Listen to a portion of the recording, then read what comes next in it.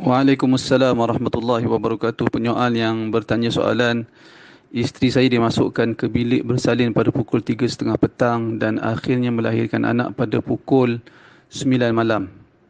Maknanya dia melalui dua waktu salat, iaitu salat asar dan salat maghrib.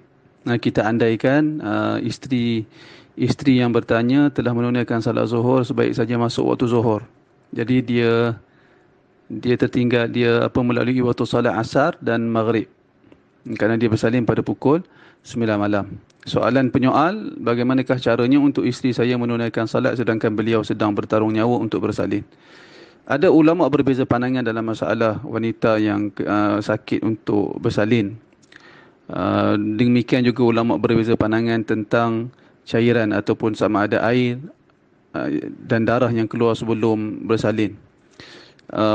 Mereka berbeza pandangan disebabkan mereka berbeza dalam memberi takrifan kepada nifas, darah nifas. Sebahagian para ataupun saya sebut para ulama dalam mazhab Hanafi dan mazhab Syafi'i, mereka mengatakan darah nifas adalah darah yang keluar selepas daripada sebaik sahaja daripada bersalin. Itu darah nifas di sisi ulama mazhab Hanafi dan ulama mazhab Syafi'i.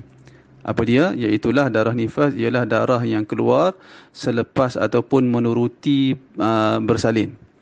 Oleh kerana itu, mereka, yakni ulama mazhab Hanafi dan Syafi'i, berpandangan darah ataupun cairan yang keluar sebelum melahirkan anak, darah itu dihukum sebagai darah istihadah. Maka wajib wanita seperti itu menunaikan salat. Sama seperti orang yang istihadah, wanita yang istihadah. Dia berwuduk setiap kali hendak melakukan salat. Kalau tanya bagaimana cara hendak menunaikan salat, maka caranya ialah menurut kemampuan. Caranya menurut kemampuan. Jika tidak mampu langsung, maka hendaklah dia qada apabila dia mampu menunaikan salat tersebut. Iaitulah setelah dia suci daripada darah nifas. Wallah.